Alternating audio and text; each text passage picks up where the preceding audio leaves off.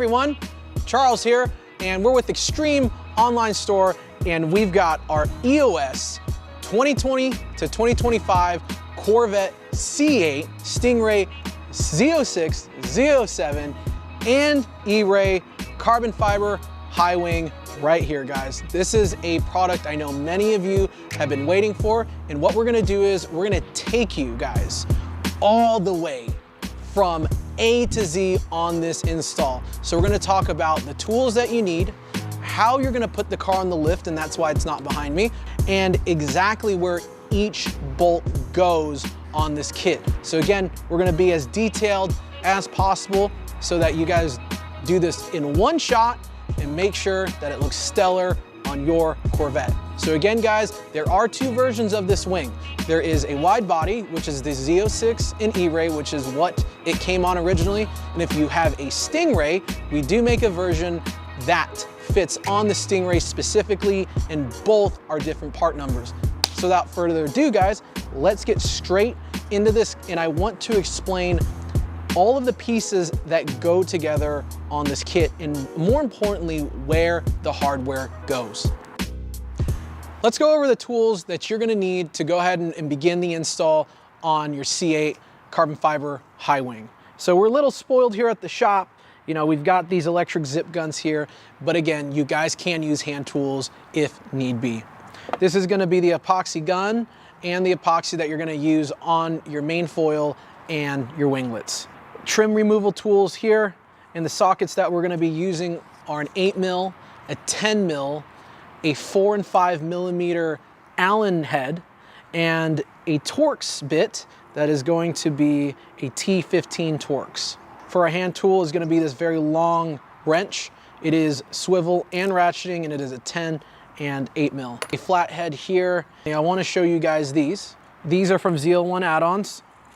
These are gonna be your pucks for lifting your C8 if you are using a lift. So if you're using a lift of any kind, you're gonna wanna buy these so you do not damage the underside of your car, and more importantly, don't drop that darn thing off the lift. So please invest into these. They are very cheap, and they're gonna save you a lot of hassle when lifting any type of C8, regardless of Stingray or Z06. We have our plastic protected socket. So we're gonna go ahead and remove the wheels to gain access to that rear bumper. Again, I'm just being safe. We know we work around a lot of exotic vehicles, so we're gonna use this protective socket here for the wheels. Last but not least, we do have some painter's tape. We're gonna go ahead and tape the front of the rear bumper and the rear of the rear bumper so that when we pull the bumper off, and the tabs will more than likely touch the outside, it does not scratch the paint. Very expensive car. We want to take all precautions. So guys, that's it. We've got our wing, we've got our tool, the car is behind us. Let's go ahead and get it in the garage, and we're going to show you how to lift it.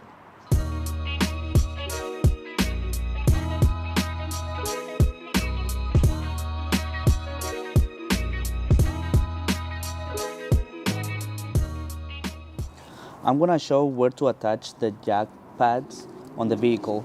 So all of the C8s are gonna have a little hole at the bottom of the chassis. That's where this mount is gonna attach to. So what you do is just put it in the hole and then you twist it, and then it's gonna hold into the chassis.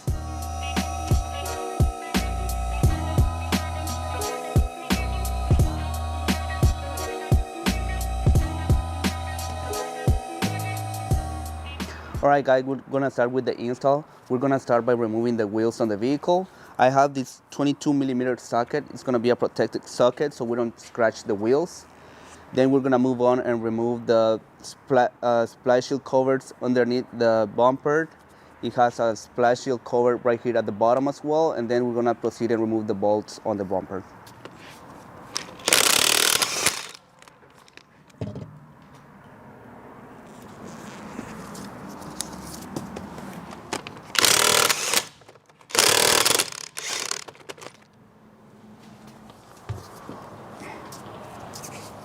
After removing the wheels, we're gonna go ahead and remove the rear fender liner in order to have access to the bolts at the bottom of the bumper. In order to do that, we're gonna go ahead and use the T15 third socket, a 7mm socket, and a plastic clip extractor tool as well. So the air duct is gonna have a 7mm bolt at the bottom as well. Then it's gonna have 3 clips on the inside holding the air duct connector. Just pull it back and it's gonna come right out. It has 2 plastic connectors. It's pretty hard to see them. One is gonna be on the top and the other one is gonna be at the back. We're gonna have to remove these 2 7mm bolts at the bottom of the fender liner, and then also it's gonna have another 2 T15 torque screws at the bottom.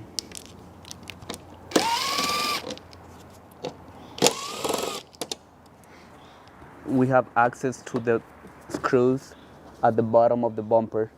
You're gonna have 2 7mm screws and 1 10mm nut at the very end.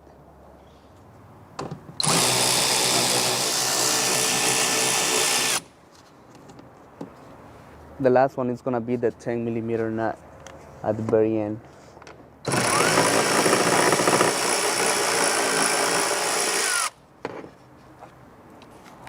All right, so Lester's gonna get started on the passenger side here. And just as a mental note, you do not need to remove the entire fender liner to gain access to the rear bumper. So just go ahead and fold it back and you'll have full access to everything that you need to get behind there. Just go ahead and repeat the process on the passenger side. And then from there, we're gonna go ahead and lower the car down and we're gonna tape up the bumper and the fender, and we're gonna show you how to do that. Now that we've got those bolts out, we're gonna go and lower the car.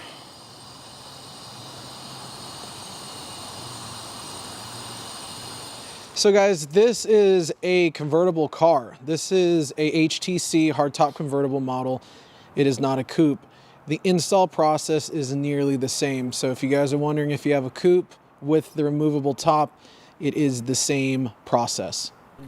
All right, now that we've got the car lowered down, we're gonna go ahead and remove the rear panels here that are carpeted to gain access to the wiring.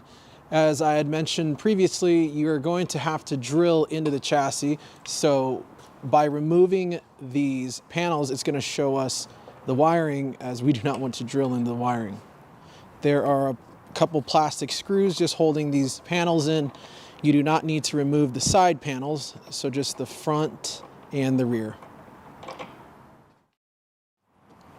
And go ahead and pull the weather trim.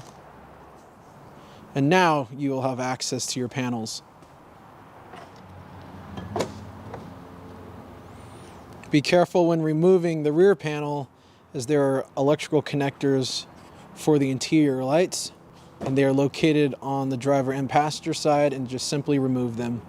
But please do not tug on that, as you do not want to break that wire harness. All right guys, so the main purpose why we removed the carpet from the trunk is to gain access to the rear of the chassis here. So there's an electrical black box as he's pointing towards right there, and we do not want to drill into that. We want to drill the bottom hole underneath that box, and there's going to be a total of 9 holes per side. So you can kind of see those holes right there, and again, those are for the mounting brackets on the wing. So both the bracket does attach. Both brackets do attach to the chassis as a true chassis mount wing. And again, you're going to want to watch and be very careful where you place these holes. And we're going to show you how to make those placements once we get the rear bumper off. Now that we've got our trunk carpet out of the way, we're going to go ahead and use some painter's tape. We made sure to get some thick painter's tape, and we're just going to go ahead and tape the outer seam and inner seam of the bumper where it meets the fender. Again, I do highly recommend this, because if you pull that bumper and the tab happens to catch the front of the fender, you're going to scratch your car if it's not PPF'd or ceramic. We're going to go ahead and start the removal process of the rear bumper here, and we're going to start with the hidden part. So there is a T15 hidden to the side, so don't yank on that, and it is in the very corner of the bumper. 15 screws. We're gonna have 16 T15 screws all along the top here. And just as we showed you, make sure not to miss that corner piece.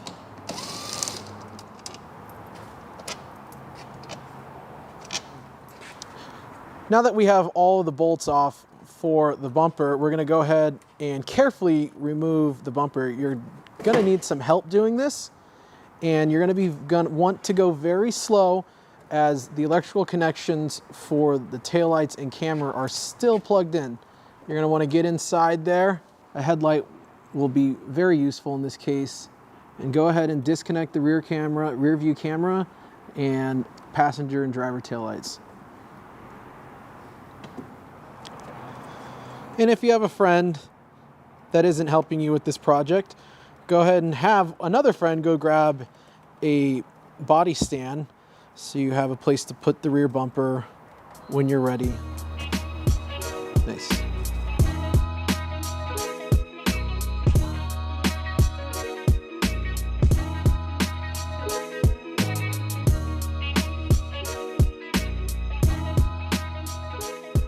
Has some bonus B-roll. If you guys have never seen the rear of a C8 without the rear bumper, this is what it looks like. All right, guys, so this is for a model with a low wing. I can't speak on the high wing for the Stingray, but for the Z06 with the low wing, we're gonna have 10 10mm bolts that we need to remove to gain access to removing the rear wing. And as always, manufacturers will use an adhesive to keep the wing down, and you're gonna go ahead and either use fishing line or you can carefully pry it up.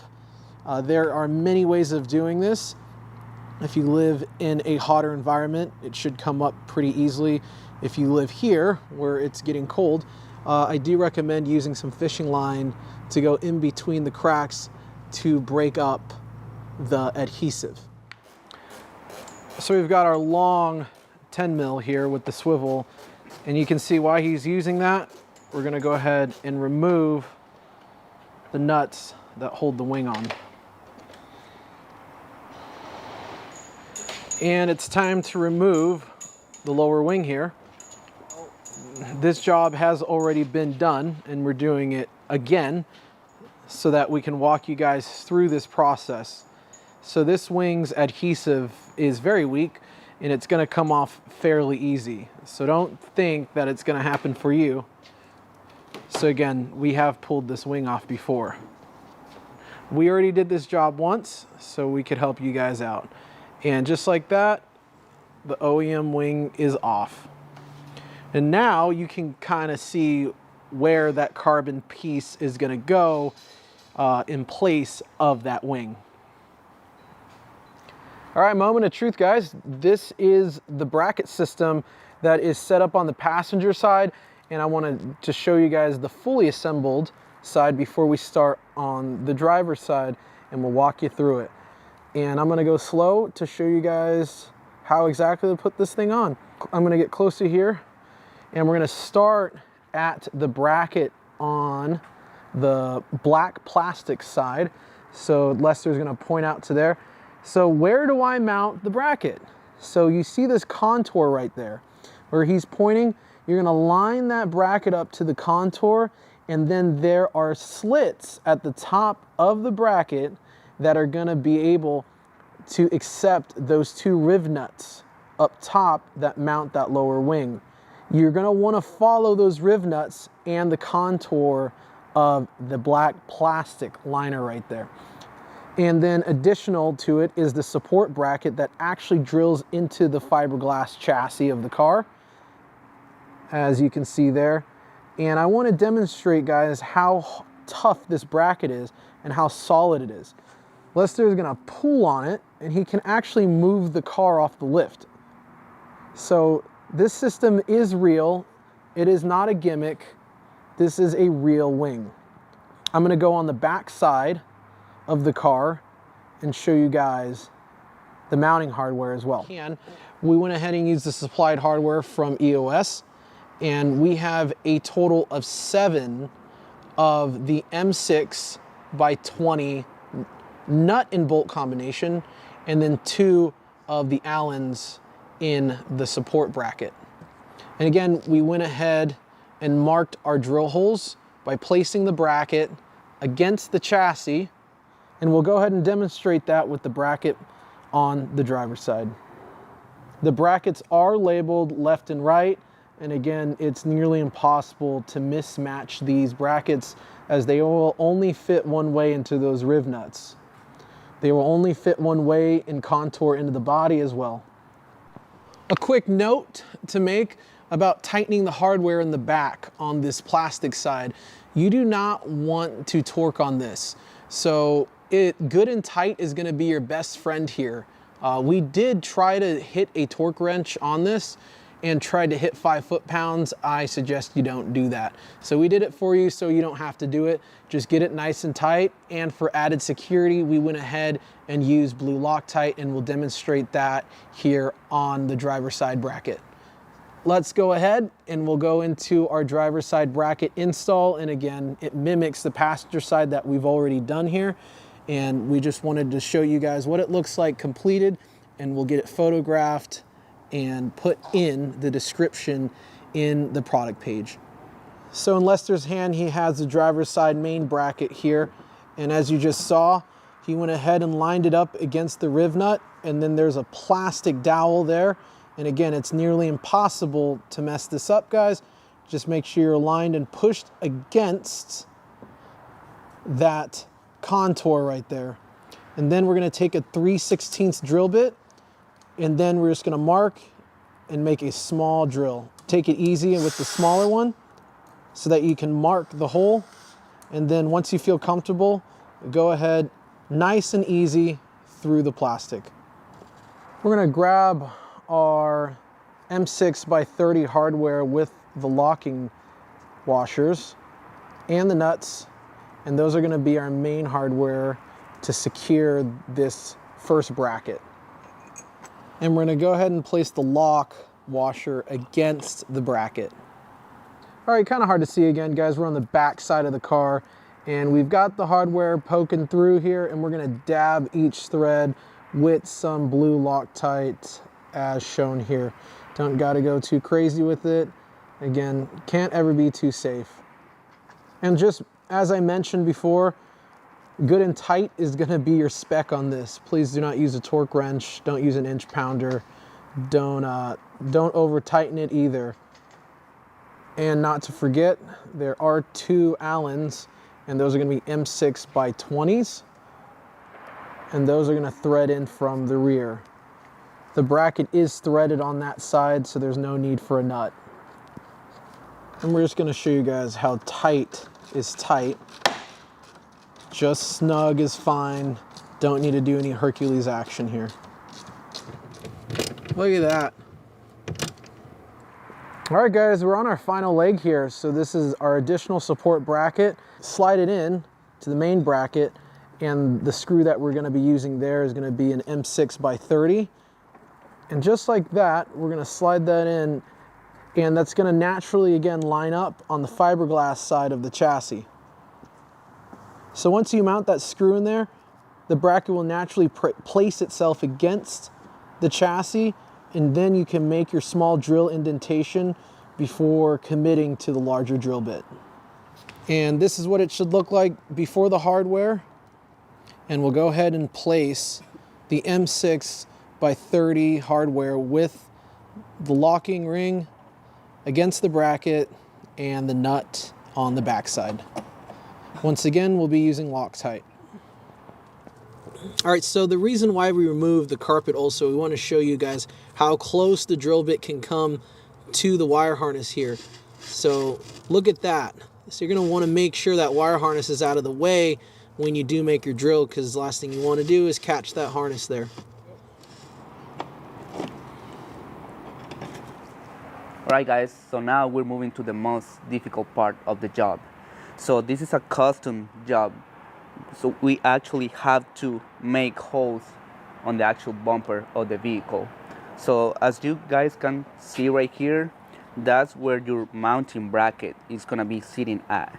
So what I did, I guide myself by this rivet right here on the actual car, and you can actually guide yourself by this mounting bracket on the actual bumper right here at the bottom.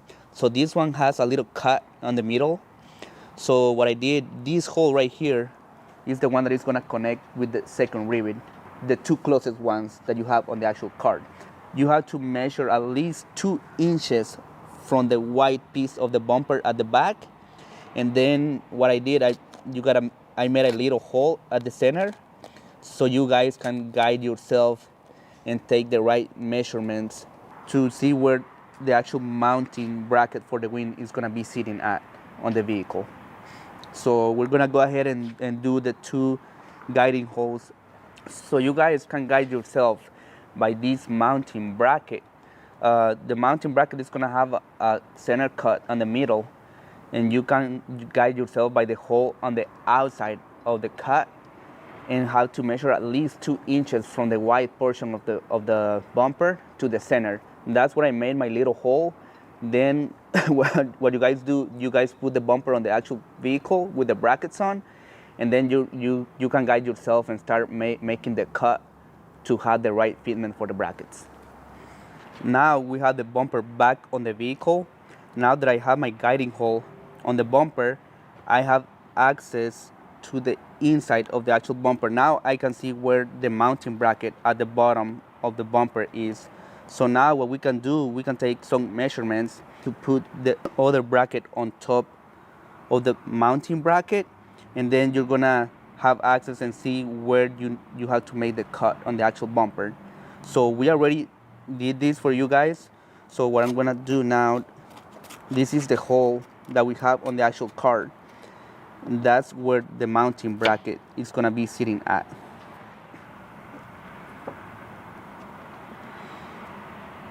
So the 2 inches that we took from the white piece at the back to the center, if you look at the bottom, it's gonna look a little bit off, but actually the bracket, the mounting bracket, is gonna be sitting on this position, so it won't be actually off. You're gonna be able to clear the whole area and have a perfect fitment on the actual bracket.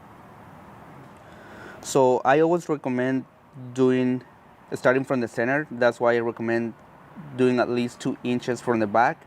So that's gonna be the center position of the bracket, and then you can start working your area around it and have the perfect center hole to mount the bracket on the bumper. Here is the tool that we use. You guys can use either a Dremel or an air chisel. Just be very gentle and patient because you don't want to mess it up. Take your time. It's gonna take a little while, but at the end of the day, it's gonna be worth it. Thank you, Lester, for explaining on how he made those cuts, how you only get one chance at that. So just be careful and be patient. So at this point, he's gonna remove the bumper about halfway so we can go ahead and reattach the harness. We just wanted to set the bumper on the car to show you guys how to make those cuts in the bumper. So again, just go ahead and reverse the entire process. Make sure to attach your rear view camera, the main harness, and the lights. So Lester's gonna go ahead and pull back that bumper, and he'll be reversing the process, connecting the main harness, the camera, and the tail lights. From here, we're gonna go ahead and show you guys how to mount one of the main wing brackets onto the chassis brackets. We're gonna be using 3 in a total of 6 of the M6 by 35 shank Allen screws.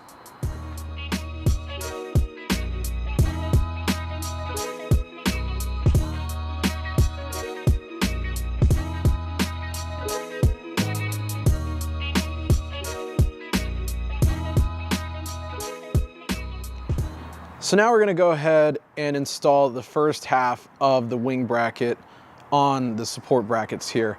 So we've got 3 of our M6 by 35 shank Allens, and we did go ahead and put some blue Loctite on it and go ahead and screw those down into the support brackets.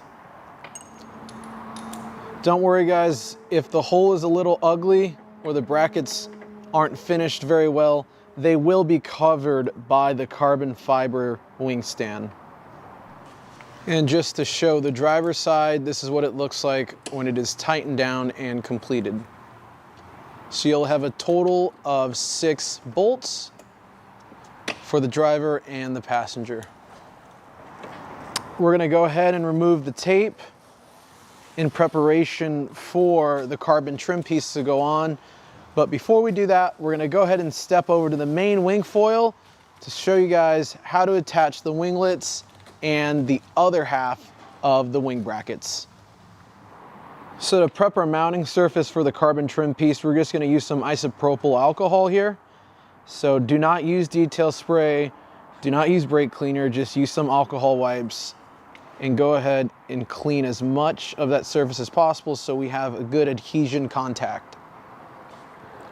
Moving to the second half of the wing stand install, we've got our M6 by 25 Allen heads here going inside of our wing stand. And as you can see, the wing bracket will slide into the carbon fiber piece. And we went ahead and Loctited those as well.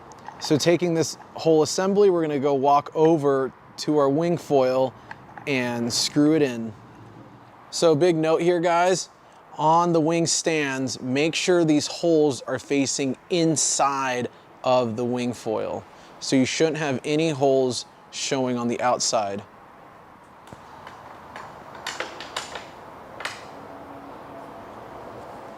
To continue the install, we've got our massive carbon fiber cover here that's going to cover all of those bolt holes, guys.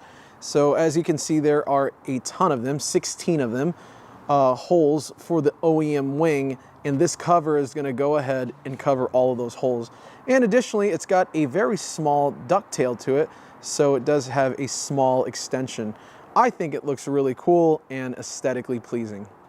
It does have pre-applied adhesive on it, so Lester's gone ahead and removed that, and this is going to be exactly in the center of the vehicle. And the best way to gauge it is the end pieces line up exactly where the bumper meets the body line. And again, we did prep the surface with alcohol to make sure that we were free of contaminants to have the best adhesion possible here. Moving towards the main foil of the wing, we do have our winglets here in the beautiful carbon fiber finish, and we're gonna show you guys how to attach it. So on this table here, we've got our 3M DP125 epoxy glue, a disposable cardboard piece, a stir stick, and some 400 grit sandpaper and block. We're gonna show you guys how to prep the surface to shoot this epoxy, and it is a little cold out here, so the activation time is a little longer. You wanna work with this product in about 70 degrees, and again, this epoxy is specially formulated for carbon fiber, and just a quick reminder, this epoxy is formulated for carbon fiber that has already been finished.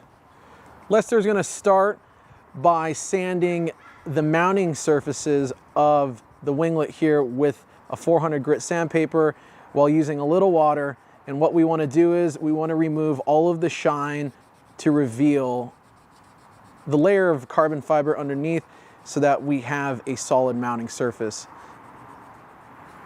This is a very quick process. You guys do not want to dig too deep into the carbon fiber. We just want to get the surface rough enough so that the glue will adhere to the winglet. And just with about 1 minute of sanding it, you can already tell that the shiny surface has been removed, and now we have a more abrasive surface for the glue to stick. With the wing facing upward, we're going to show you the mounting side on the main foil here. So we've got a 400 grit sand block. Again, just put a little water on it, and we just want to get that surface nice and roughed up. We're going to go ahead and shoot the activator and epoxy together on our cardboard piece right here and start mixing. This has about a 25-minute window before completely activating and hardening. So you do have a little time before it's too late. And how we're gonna apply it, we're gonna apply a thin layer of film and then keep building on top of it. But we don't wanna put enough to where it's going to squeeze out when we put the winglet on, because we do not wanna get this on any of the shiny surfaces, as it will be nearly impossible to remove. But you know, with a little brake cleaner or paint thinner, it will come off before it sets. But again, be very careful while doing this. Again, start with a thin layer of film and make sure to cover all of the mating surfaces, and then keep building upon that. And this is what the epoxy is going to look like on the winglet side there. So just to show you how much we put on there, that's going to be a great example. And then we're just going to go ahead, line it up, and press it very hard against the wing foil. And we're going to want to hold a steady pressure here. Again, it's very cold in here. We're going to sit here for about 5 to 10 minutes holding this pressure. And if you've got a professional body shop, you should have some clamps to go ahead and hold this together. We recommend having constant pressure again for at least 10 minutes. And the dry time is probably going to be around 25 to 30 minutes with a cure time of less than an hour. While Lester preps the trunk, just want to show you guys, we do have some painter's tape on the winglet to the wing, just like a windshield. So he had held this for about 10 minutes. It is nearly fully set, but just for safety, we have that tape on there. You can leave your T-clamp on as well, but again, just for safety, we do have the tape on it. And this is a common practice, again, when shooting windshields and other adhesives.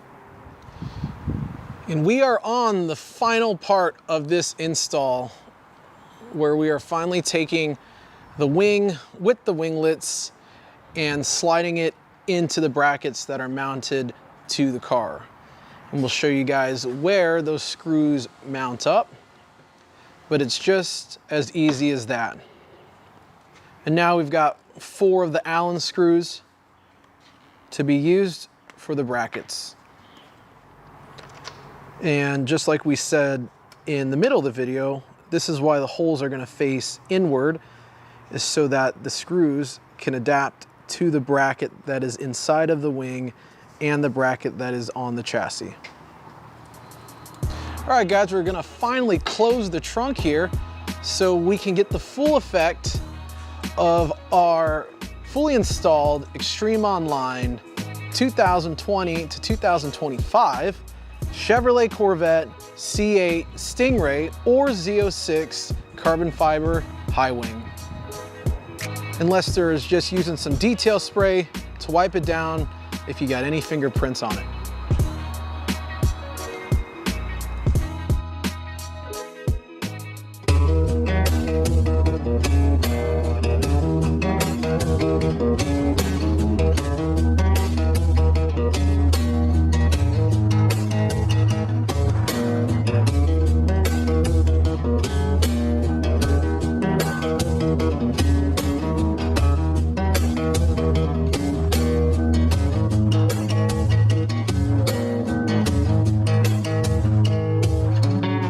Well, there you have it, guys.